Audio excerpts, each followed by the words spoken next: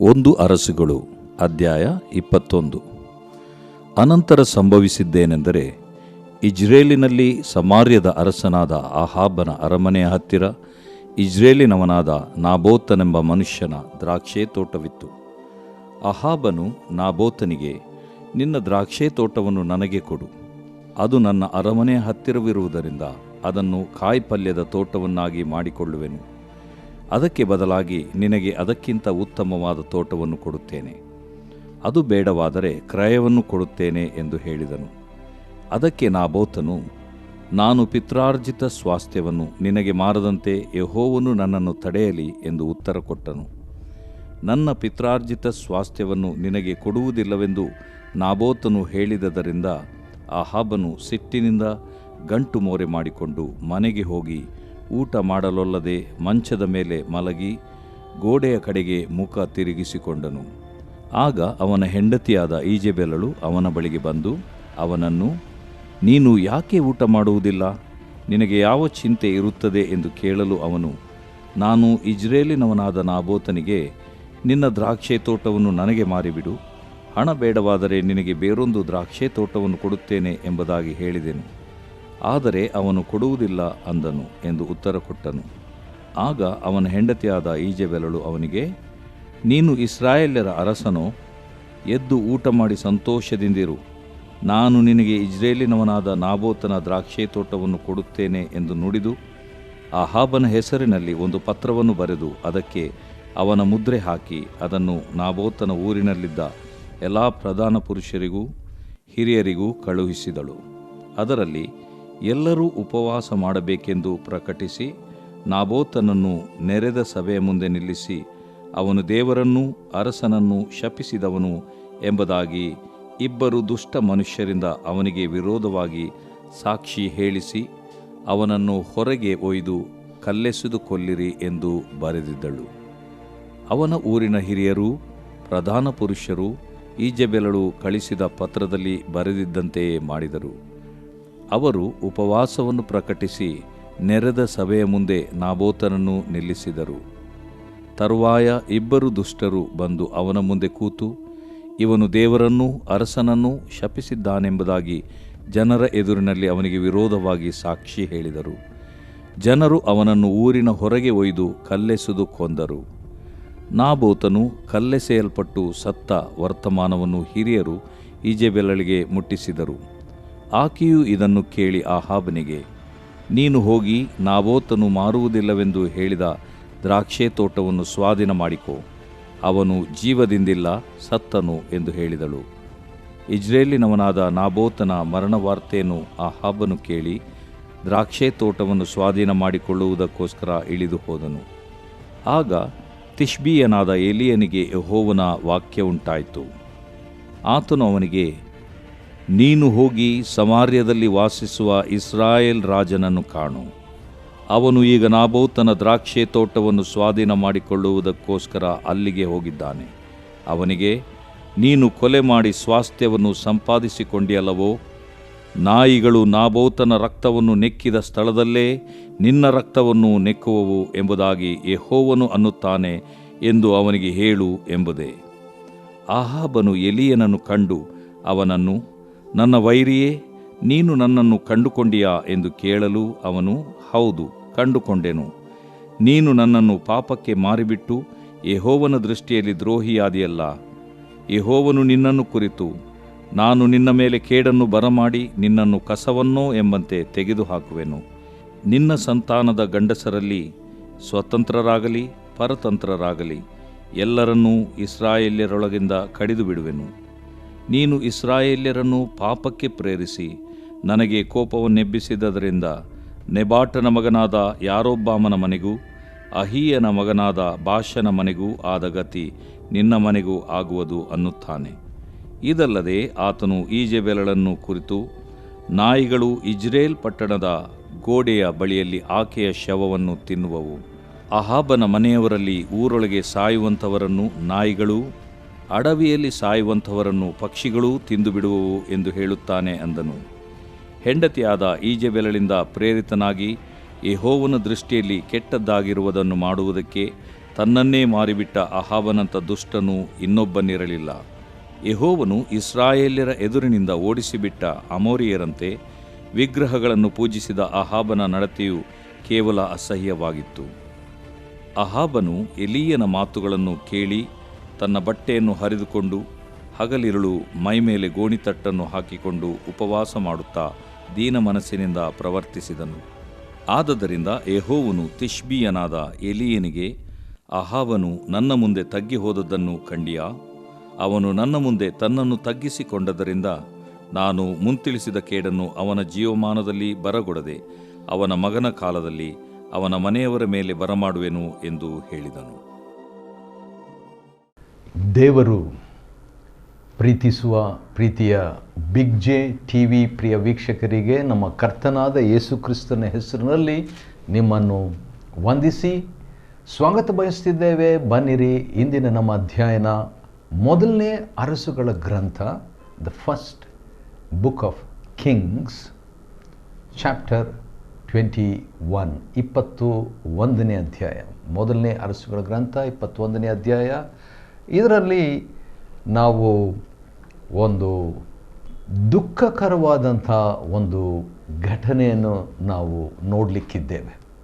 ಅದನ್ನು ನೋಡೋದಕ್ಕೆ ಮುಂಚಿತವಾಗಿ ಮೊದಲನೇ ಅರಸುಗಳ ಗ್ರಂಥ 20ನೇ ಅಧ್ಯಾಯದಲ್ಲಿ ನಡೆದಂಥ ದೊಡ್ಡ ಘಟನೆ ಏನೆಂಬುದಾಗಿ ನಾವು ನೋಡಿಕೊಳ್ಳೋಣ. ಹೌದು,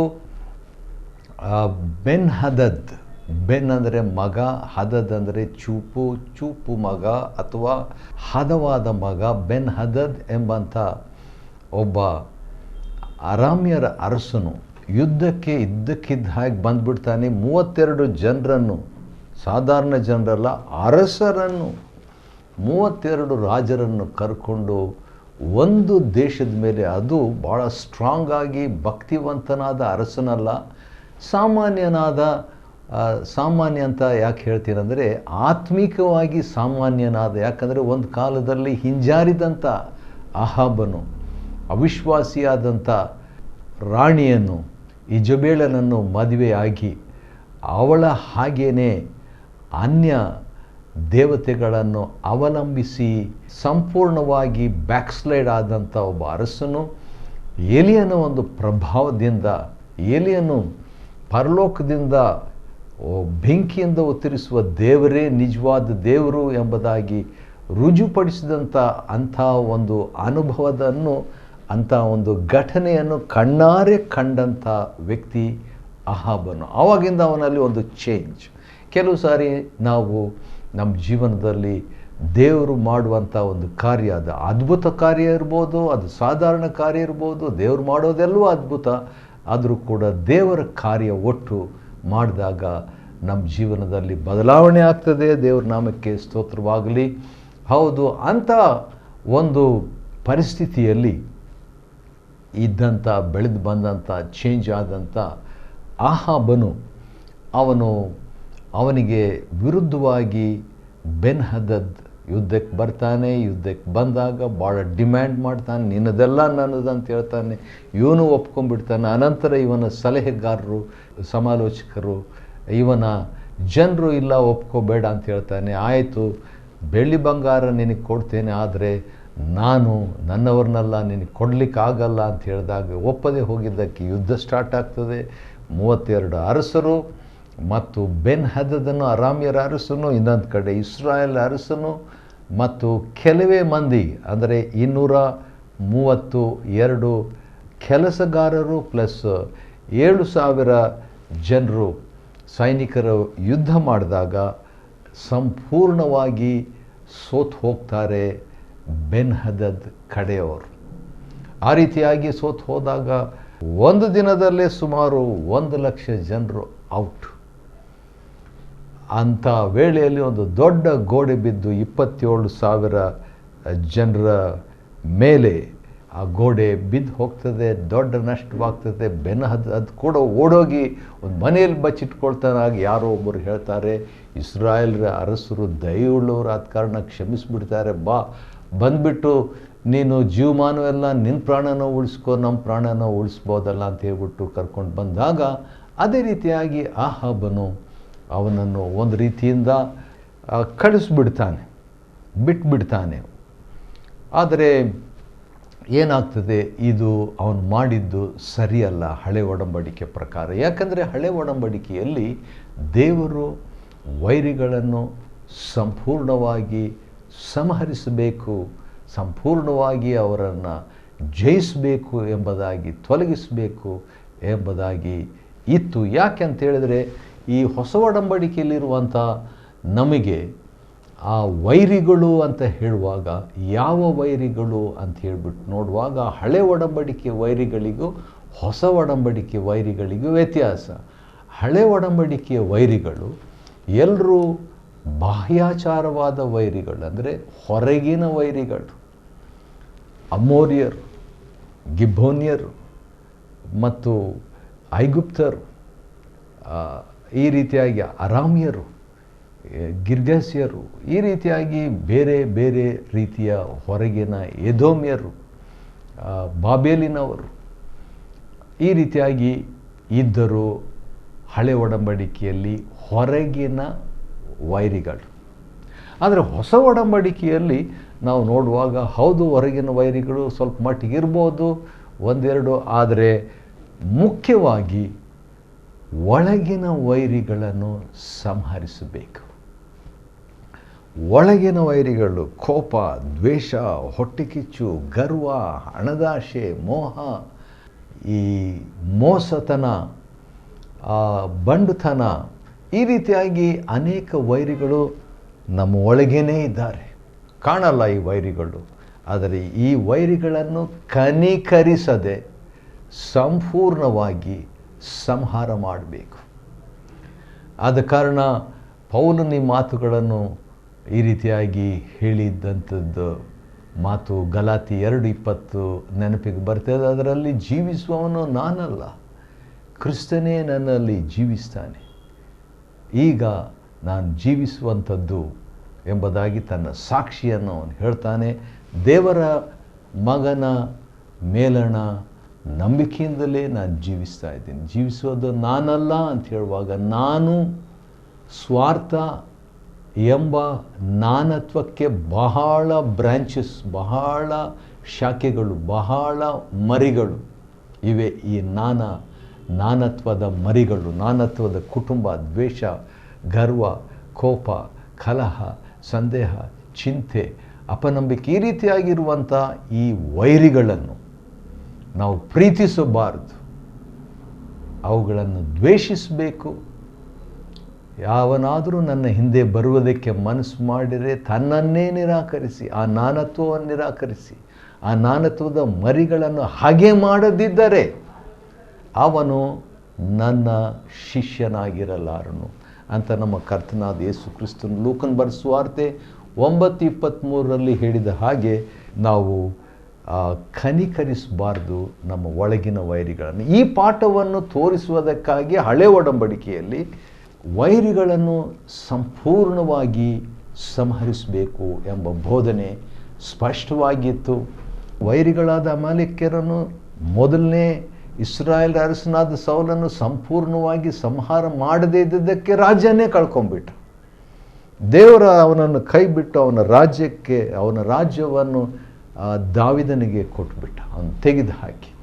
ಇಲ್ಲಿ ಕೂಡ ನಾವು ನೋಡುವಾಗ ಇವನು ಆಹಾಬನು ಇವನನ್ನು ಬೆನ್ಹದದನ್ನು ಬಿಟ್ಬಿಡ್ತಾನೆ. ಅದರ ನಿಮಿತ್ತವಾಗಿ ಪ್ರವಾದಿ ಒಂದು ಮಾತು ಹೇಳ್ತಾನೆ, ಅದೇನಂತ ಹೇಳಿದರೆ, ನಿನ್ನ ಪ್ರಾಣವು ಅವನ ಪ್ರಾಣಕ್ಕೆ ಬದಲಾಗಿ ನೀನು ನಿನ್ನ ಕೈಗೆ, ಅಂದರೆ ದೇವರು ಹೇಳುವಂಥದ್ದು, ನಾನು ನಿನ್ನ ಕೈಗೆ ಒಪ್ಪಿಸಿಕೊಟ್ಟಂಥ ಬೆನ್ಹದದನನ್ನು ನೀನು ಹೋಗಗೊಟ್ಟದ್ದರಿಂದ ಅವನ ಪ್ರಾಣಕ್ಕೆ ಬದಲಾಗಿ ನಿನ್ನ ಪ್ರಾಣ ಹೋಗುವುದು, ನಿನ್ನ ಪ್ರಜೆಗಳು ಅವನ ಪ್ರಜೆಗಳಾಗುವರು ಎಂಬುದಾಗಿ ಯೆಹೋವನು ಅನ್ನುತ್ತಾನೆ. ಸ್ಟ್ರಾಂಗ್ ಮಾತು. ಈ ಮಾತು ಕೇಳಿದ ಮೇಲೆ ಅವನು ಗಂಟು ಮುಖ ಮಾಡ್ಕೊಂಡ್ಬಿಟ್ಟು ಹೊರಟು ಹೋಗ್ಬಿಡ್ತಾನೆ ಮನೆಗೆ ಆಹಾಬನು. ಆ ರೀತಿಯಾಗಿ ಹೋದಾಗ ಒಂದಿನ ಏನಾಗ್ತದೆ, ಆಹಾಬನು 21ನೇ ಅಧ್ಯಾಯದಲ್ಲಿ ಅದನ್ನು ನಾವು ನೋಡ್ತೇವೆ. ಅವನ ಅರಮನೆ ಇರ್ತದಲ್ವ, ಬಹುಶಃ ಅವನು ವಾಕಿಂಗ್ಗೆ ಹೋಗಿರ್ಬೋದು. ವಾಕಿಂಗ್ ಹೋಗ್ತಿದ್ದಾಗ ಪಕ್ಕದಲ್ಲಿ, ಅರಮನೆಯ ಪಕ್ಕದಲ್ಲಿ ಒಂದು ತೋಟ ಇತ್ತು. ಆ ತೋಟ ಅರಮನೆಗೆ ಪಕ್ಕದಲ್ಲಿದೆಯಲ್ಲ, ಅದನ್ನು ತಕ್ಕೊಂಬಿಟ್ರೆ ಇವನಿಗೆ ಕಾಯಿ ಪಲ್ಯ ಏನಾದರೂ ಹಾಕ್ಕೋಬೋದು ಎಂಬಂಥ ಒಂದು ವಿಚಾರ ಬರ್ತೈತೆ. ಆ ರೀತಿಯಾಗಿ ಅವನು ಆ ಪಕ್ಕದ ತೋಟದ ವ್ಯಕ್ತಿಯಾಗಿದ್ದಂಥ ಇಜ್ರೇಲ್ ಎಂಬಂಥ ಒಂದು ಸ್ಥಳ. ಆ ಇಜ್ರೇಲ್ ಎಂಬ ಪದದ ಅರ್ಥ ಏನೆಂದರೆ ದೇವರು ಬಿತ್ತುತ್ತಾನೆ. ವಾವ್, ದೇವರು ಬಿತ್ತುತ್ತಾನೆ.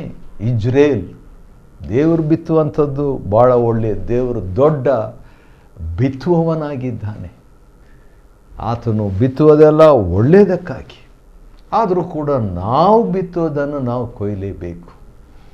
ಆದರೆ ಸುಗ್ಗಿಯ ಯಜಮಾನನ ಕೈಯಲ್ಲಿ ಅದರ ಫಲಿತಾಂಶ ಇದೆ. ಅದರ ನಿಮಿತ್ತವಾಗಿ ಕೆಲವರು ಭಾಳಷ್ಟು ಬಿತ್ತಿದ್ರು, ಭಾಳಷ್ಟು ಕೊಯ್ಯಲಾರದೆ ಹೋಗ್ತಾರೆ. ಕೆಲವೇ ಬಿತ್ತಿದ್ರು, ಅವರು ಭಾಳ ಕೂಡ ಕೊಯ್ಯುವಂಥ ಸಾಧ್ಯತೆ ಇದೆಲ್ಲ ಆತನ ಕೈಯಲ್ಲಿದೆ ಎಂಬುದಾಗಿ ಸೂಚಿಸ್ತದೆ. ಆದ ಕಾರಣ ಇಜ್ರೇಲ್, ದೇವರು ಬಿತ್ತುತ್ತಾನೆ ಎಂಬಂಥ ಸ್ಥಳದಲ್ಲಿ ಒಬ್ಬ ಮನುಷ್ಯ ಇರ್ತಾನೆ. ಅವನ ಹೆಸರು ಏನಂತ ಹೇಳಿದರೆ ಫಲ ಅಂತ ಹೇಳ್ಬಿಟ್ಟು, ಫ್ರೂಟ್ಸ್, ಫಲಗಳು ಅಂತ ಹೇಳ್ಬಿಟ್ಟು, ಅಂದರೆ ನಾಬೋತ್ ಅಂದರೆ ಫಲ ಅಂತ ಹೇಳ್ಬಿಟ್ಟು ನಾಬೋತ್ ಎಂಬ ಮನುಷ್ಯನು ಇರ್ತಾನೆ. ದೇವರು ಬಿತ್ತಿದ್ದರಿಂದ ಫಲವಾಗಿ ಬಂದಂಥ ನಾಬೋತನು ಅವನನ್ನು ಕರೆಸಿಬಿಟ್ಟು ಅಹಾಬನೇನು ಹೇಳ್ತಾನೆ, ನಿನ್ನ ದ್ರಾಕ್ಷೆ ತೋಟವನ್ನು ನನಗೆ ಕೊಡು, ಯಾಕಂದರೆ ಅರಮನೆಗೆ ಹತ್ತಿರವಾಗಿದೆ, ಆದ ಕಾರಣ ಸ್ವಲ್ಪ ಕಾಯಿ ಪಲ್ಯ ಅದೆಲ್ಲ ಮಾಡಿಕೊಂಡು ಇರ್ತೀನಿ ನಾನು, ಬೇಕಾದರೆ ನಿನಗೆ ಏನು ಅದಕ್ಕೆ ಬದಲಾಗಿ ಅದಕ್ಕಿಂತಲೂ ಉತ್ತಮವಾದದ್ದು, ಈಗ ರಾಜ ಕಿಂಗ್ ಕೊಟ್ಟರೆ ಅದು ಚೆನ್ನಾಗಿರೋದು ಕೊಡಬೇಕಲ್ವ, ಆದ ಕಾರಣ ಉತ್ತಮವಾದದ್ದನ್ನು ಕೊಡ್ತೇನೆ ಎಂಬುದಾಗಿ ಹೇಳಿದಾಗ ನಾಬೋತನು ವಾವ್, ರಾಜ ಕೇಳ್ಬಿಟ್ಟ ಅಂತ ಹೇಳ್ಬಿಟ್ಟು, ದೊಡ್ಡದು ಸಿಗ್ತದೆ ಅಂತ ಹೇಳ್ಬಿಟ್ಟು, ಹೆಚ್ಚು ಹಣ ಬರ್ತದೆ, ಹೆಚ್ಚು ಶ್ರೀಮಂತರಾಗ್ಬೋದು, ಉತ್ತಮವಾದದ್ದು ಅಂತ ಅವ್ನು ಲೆಕ್ಕ ಹಾಕದೆ ಬೇರೆ ರೀತಿಯಿಂದ ಲೆಕ್ಕ ಹಾಕ್ತಾನೆ. ಅದೇನೆಂದರೆ, ನಾನು ಪಿತ್ರಾರ್ಜಿತ ಸ್ವತ್ತನ್ನು, ಪಿತ್ರಾರ್ಜಿತ ಸ್ವಾಸ್ಥ್ಯವನ್ನು ನಿನಗೆ ಮಾರದಂತೆ ಯೆಹೋವನು ನನ್ನನ್ನು ತಡೆಯಲಿ. ಆಗಿನ ಕಾಲದಲ್ಲಿ, ಈಗ ಕೂಡ ಸ್ವಲ್ಪ ಮಟ್ಟಿಗೆ, ಆದರೆ ಆಗಿನ ಕಾಲದಲ್ಲಿ ಭಾಳ ಸ್ಟ್ರಿಕ್ಟ್ ಆಗಿತ್ತು. ತಂದೆ ಕೊಟ್ಟ ಆಸ್ತಿ, ತಂದೆಗೆ ನನ್ನ ಅಜ್ಜ ಕೊಟ್ಟ ಆಸ್ತಿ, ಪಿತ್ರಾರ್ಜಿತವಾದಂಥ ಸ್ವತ್ತು ಅಂತ ಹೇಳ್ಬಿಟ್ಟು ಅದನ್ನು ಹಾಗೇ ಭಾಳ ಭದ್ರವಾಗಿ, ಸ್ಮಾರಕವಾಗಿ, ನೆನಪಿಗಾಗಿ ಭದ್ರವಾಗಿ, ಭಾಳ ಅದರೊಂದಿಗೆ ಅಂಟಿಕೊಂಡವರಾಗಿ, ಅದಕ್ಕೆ ಪ್ರಾಮುಖ್ಯತೆ ಮನಸ್ಸು ಅಂಟಿದಂಥವರಾಗಿ, ಅಟ್ಯಾಚ್ಮೆಂಟ್ ಇದ್ದಂಥವರಾಗಿ ಆ ದಿವಸಗಳಲ್ಲಿ ಜನರು ಇದ್ದರು. ಅದೇ ರೀತಿಯಾಗಿ ನಾಬೋತ್ ಫಲ ಅನ್ನುವಂಥ ವ್ಯಕ್ತಿ ಇದ್ದನು. ಆದ ಕಾರಣ ನಾನು ಕೊಡಲಿಕ್ಕಾಗಲ್ಲ ಅನ್ನುವಂಥ ಮಾತನ್ನು ದೇವ್ರನ್ನ ತನ್ನ ಸಂಭಾಷಣೆಯಲ್ಲಿ ಒಳಪಡಿಸಿಕೊಂಡು ರಾಜನ ಹತ್ರ ಹೇಳ್ತಾನೆ. ಅದನ್ನು ಹೇಳಿದ ತಕ್ಷಣ ರಾಜನಿಗೆ ಭಾಳ ಕೋಪ ಬಂದುಬಿಡ್ತದೆ. ಈಗಾಗಲೇ ಬೆನ್ ಹದದನ ಬದಲಾಗಿ ನಿನ್ನ ಪ್ರಾಣ ಹೋಗ್ತತೆ, ನಿನ್ನ ಜನರು ನಿನ್ನ ಪ್ರಜೆಗಳು ಅವನ ಪ್ರಜೆಗಳಾಗ್ಬಿಡ್ತಾರೆ ಎಂಬುದಾಗಿ ದೇವರ ಮನುಷ್ಯನು ಪ್ರವಾದಿ ಹೇಳಿದಂಥ ಪ್ರವಾದನೆಯನ್ನು ಕೇಳಿಕೊಂಡು ಅವನು ಡಿಸ್ಕರೇಜ್ ಆಗಿಬಿಟ್ಟು ಗಂಟು ಮುಖ ಮಾಡಿಕೊಂಡು ಕೂತಿರ್ತಾನೆ. ಅಂಥದ್ರಲ್ಲಿ ಈ ಒಂದು ವಿಷಯ ತನಗೆ ಈ ಒಂದು ತೋಟ ಸಿಗ್ತದಂದರೆ ಅದನ್ನು ಸಿಗಲ್ಲ ಅಂತ ಹೇಳ್ಬಿಟ್ಟು, ಸಿಕ್ಕಲಿಲ್ಲ ಅಂತ ಹೇಳ್ಬಿಟ್ಟು ಊಟ ಮಾಡದೆ ಕೂತ್ಕೊಂಡಿದ್ದಾಗ ಹೆಂಡತಿ ಬಂದು ಕೇಳ್ತಾಳೆ, ಏನಾಗ್ಬಿಡ್ತು, ಗೋಡೆ ಕಡೆಗೆ ಮುಖ ಮಾಡಿ ಮಲ್ಕೊಂಡಿದ್ದರಿಂದ ಈಜಬೇಳಲು ಬಂದುಬಿಟ್ಟು ಏನಾಯಿತು, ಏನು ಚಿಂತೆ ಅಂತ ಕೇಳಿದಾಗ ಅವನು ಹೇಳ್ತಾನೆ, ನಾಬೋತನಿಗೆ ನನ್ನ ದ್ರಾಕ್ಷೆ ತೋಟ ಕೇಳಿದ, ಅವನು ಕೊಡ್ತಾ ಇಲ್ಲ ಅಂತ ಹೇಳಿದಾಗ, ಅಷ್ಟೇನಾ, ಭಾಳ ಸಿಂಪಲ್ ಎಂಬುದಾಗಿ ಒಂದು ದುಷ್ಟ ಯೋಚನೆ ಮಾಡ್ತಾಳ್ರಿ. ಆ ದುಷ್ಟ ಯೋಚನೆ ಏನಂತ ಹೇಳಿದ್ರೆ, ಅರಸನ ಲೆಟರ್ ಬರೆದ ಹಾಗೆ ಆಕೆ ಒಂದು ಆಹಾಬನ ಹೆಸರಿನಲ್ಲಿ ಒಂದು ಲೆಟರ್ ಬರೀತಾಳೆ. ಏನಂತ ಹೇಳ್ಬಿಟ್ಟು, ಈ ನಾಬೋತ್ ಎಲ್ಲರೂ ಉಪವಾಸ ಮಾಡಬೇಕು, ಯಾಕಂದರೆ ನಾಬೋತನು ನೆರೆದ ಸಭೆಯ ಮುಂದೆ ನಿಲ್ಲಿಸ್ಬಿಟ್ಟು ಇವನು ದೇವರನ್ನು ಅರಸನನ್ನು ದೂಷಿಸಿಬಿಟ್ಟ ಅಂತ ಹೇಳಿಬಿಟ್ಟು 2 ಸುಳ್ಳು ಸಾಕ್ಷಿಗಳನ್ನು ರೆಡಿ ಮಾಡ್ತಾಳೆ ಈ ದುಷ್ಟ ವ್ಯಕ್ತಿಯಾದಂಥ ಈಜಬೇಲಳು. ಈಜಬೇಲ್ ಅಂತ ಹೇಳಿದರೆ ಶ್ವೇತ, ಶುದ್ಧ ಎಂಬುದಾಗಿ. ಆದರೆ ಆಕೆ ಮನಸ್ಸು ಆವತ್ತಿನ ದಿವಸ ಶುದ್ಧವಾಗಿರಲಿಲ್ಲ. ಅಶುದ್ಧವಾದಂಥ ಒಂದು ಯೋಚನೆ, ದುಷ್ಟವಾದಂಥ ಯೋಚನೆ. ನಾಬೋತನ ಮೇಲೆ ಸುಮ್ಮನಾಗಿ ದೇವ್ರನ್ನ ದೂಷಣೆ ಮಾಡ್ದ, ಅರಸನಾದ ಆಹಾಬನ ದೂಷಣೆ ಮಾಡ್ದ ಅಂತ ಹೇಳ್ಬಿಟ್ಟು ಒಂದು ಲೆಟರ್ ಬರೆದ್ಬಿಟ್ಟು ಜನರನ್ನ ಕೂಡಿಸ್ಬಿಟ್ಟು ಕಡೆಗೆ ಆ ಕಾಲದಲ್ಲಿ ಹಳೆ ಒಡಂಬಡಿಕೆಯಲ್ಲಿ ಯಾಜಕಾಂಡ 24ನೇ ಅಧ್ಯಾಯದ 16ನೇ ವಚನ ಏನು ಹೇಳ್ತದೆ ಅಂದರೆ, ದೇವರನ್ನು ದೂಷಣೆ ಮಾಡಿದಂಥವ್ರನ್ನ ಮರಣದಂಡನೆ, ಕಲ್ಲೆಸೆದು ಕೊಲ್ಲಬೇಕೆಂಬುದಾಗಿ ಹೇಳಿದಾಗ ಈಗಾಗಲೇ ದೇವರನ್ನು ಅರಸನನ್ನು ದೂಷಣೆ ಮಾಡಿದ ನಾಬೋತನಂತೆ ಯಾರೋ ಇಬ್ಬರು ಸಾಕ್ಷಿಗಳು ಬಂದು ಹೇಳಿದಾಗ ಜನರೆಲ್ಲ ಸೇರಿ ನಾಬೋತನನ್ನು, ಫಲ ಎಂಬ ಹೆಸರಿನ ಅರ್ಥವುಳ್ಳಂಥ ವ್ಯಕ್ತಿಯನ್ನು ಕೊಂದು ಹಾಕಿಬಿಡ್ತಾರೆ. ಕೊಂದು ಹಾಕಿದ ಮೇಲೆ ಈಗ ಅವನ ಆಶೆ ನೆರವೇರಿಬಿಡ್ತು ರಾಜಂದು. ಏನು, ಅರಮನೆ ಪಕ್ಕದಲ್ಲಿನೇ ನನಗೆ ದ್ರಾಕ್ಷಿ ತೋಟ ಸಿಕ್ಬಿಡ್ತು, ಓನರ್ ಸತ್ತು ಹೋಗ್ಬಿಟ್ಟ, ಓನರನ್ನು ಕುಯುಕ್ತಿ ಮಾಡಿ ಕೊಂದು ಹಾಕಿಬಿಟ್ಟೆ, ಈಗ ಅದನ್ನು ನಾನು ಸ್ವಾಧೀನ ಮಾಡಿಕೊಳ್ಳೋದಕ್ಕಾಗಿ ಅವನು ಹೋಗ್ತಾನ್ರಿ. ಆ ರೀತಿಯಾಗಿ ಹೋದಾಗ ದೇವರು ಸುಮ್ಮನೆ ಇರಲಿಲ್ಲ. ತಿಷ್ಬಿಯನಾದ ಎಲಿಯನಿಗೆ ದೇವರು ಮಾತಾಡಿ, ನೀನು ಹೋಗಿ ಸಮಾರ್ಯದಲ್ಲಿ ವಾಸಿಸುವ ಇಸ್ರಾಯೇಲ್ ರಾಜನನ್ನು ನೀನು ಹೋಗಿ ನೋಡು. ಈಗ ನಾಬೋತನ ದ್ರಾಕ್ಷಾ ತೋಟವನ್ನು ಅವನು ಕೊಂದುಬಿಟ್ಟು ಅವನ ತೋಟ ವಶ ಮಾಡಿಕೊಳ್ಳಿಕ್ಕೆ ಹೋಗ್ತಿದ್ದಾನೆ ಅಂತ ಹೇಳಿದಾಗ ಅವನು ಬಂದು ಭಾಳ ಸ್ಟ್ರಾಂಗ್ ಆದಂಥ ಒಂದು ಮಾತುಗಳೇನು, ನಾಯಿಗಳು ನಾಬೋತನ ರಕ್ತವನ್ನು ನೆಕ್ಕಿದ ಸ್ಥಳದಲ್ಲಿ ನಿನ್ನ ರಕ್ತವನ್ನು ನೆಕ್ಕುವವು. ಅದೇ ರೀತಿಯಾಗಿ ಈ ಈಜಬೇಳಲನ್ನು ಕುರಿತು ನಾಯಿಗಳು ಇಜ್ರೇಲ್ ಪಟ್ಟಣದ ಗೋಡೆ ಬಳಿಯಲ್ಲಿ ಆಕೆಯ ಶವವನ್ನು ತಿನ್ನುವವು. ರಾಜನ ರಕ್ತ, ನಾಬೋತನ ಅನ್ಯಾಯವಾಗಿ ಕೊಂದು ಹಾಕಿದ ಮೇಲೆ ನಾಯಿಗಳು ಬಂದು ರಕ್ತ ನಕ್ಕಿದ ಹಾಗೆ ನಿನಗೂ ಕೂಡ ಆಗ್ತದೆ, ಮತ್ತು ನಿನ್ನ ಹೆಂಡತಿಯ ಶವವನ್ನು ನಾಯಿ ತಿಂತವೆ ಎಂಬುದಾಗಿ ಹೇಳಿದಾಗ ಅವನ ಆಹಾಬನು ಈ ಮಾತನ್ನು ಕೇಳಿ ಅವನ ಪ್ರತಿಕ್ರಿಯೆ ಏನಾಗಿರ್ಬೋದು? ಭಾಳ ವ್ಯತ್ಯಾಸವಾದ ಪ್ರತಿಕ್ರಿಯೆ. ಅದನ್ನು ನಾವು ಮುಂದಿನ ಸರಣಿ ಸಂದೇಶದಲ್ಲಿ ನೋಡಲಿಕ್ಕಿದ್ದೇವೆ. ಮೊದಲನೇ ಅರಸುಗಳ ಗ್ರಂಥ 21ನೇ ಅಧ್ಯಾಯವನ್ನು ಅಧ್ಯಯನ ಮಾಡಿಕೊಳ್ಳುವಂತೆ ದೇವರು ಕೊಟ್ಟ ಕೃಪೆಗಾಗಿ ಆತನಿಗೆ ಸ್ತೋತ್ರವಾಗಲಿ. ದೇವರು ನಿಮ್ಮನ್ನು ಆಶೀರ್ವದಿಸಲಿ.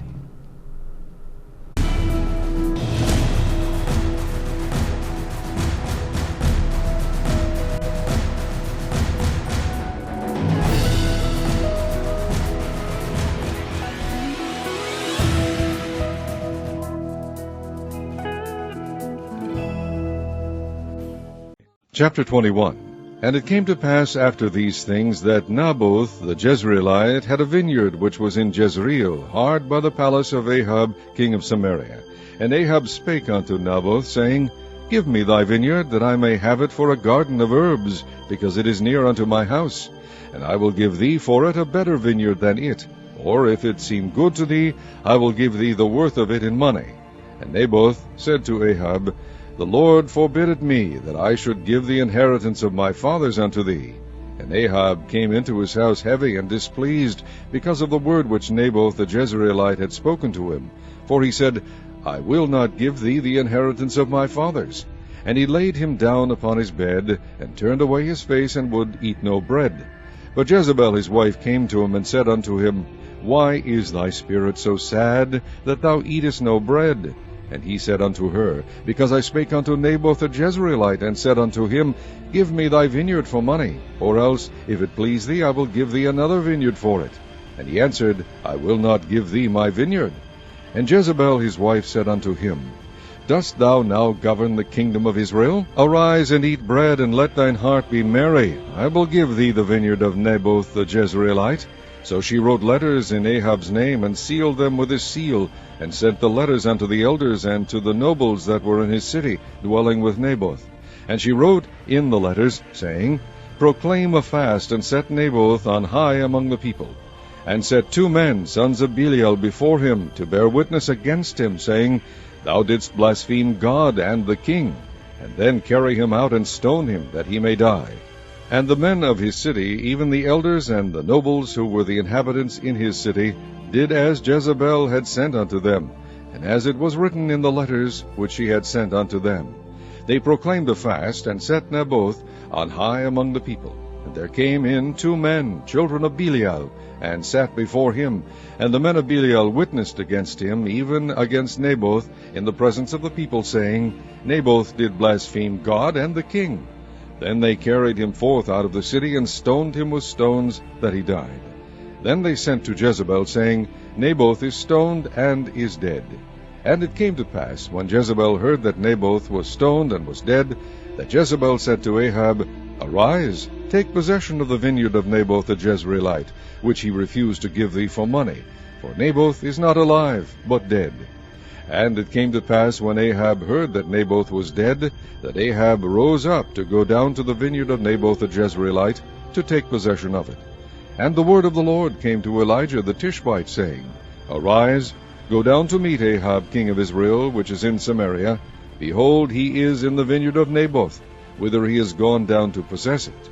And thou shalt speak unto him, saying, Thus saith the Lord, Hast thou killed, and also taken possession?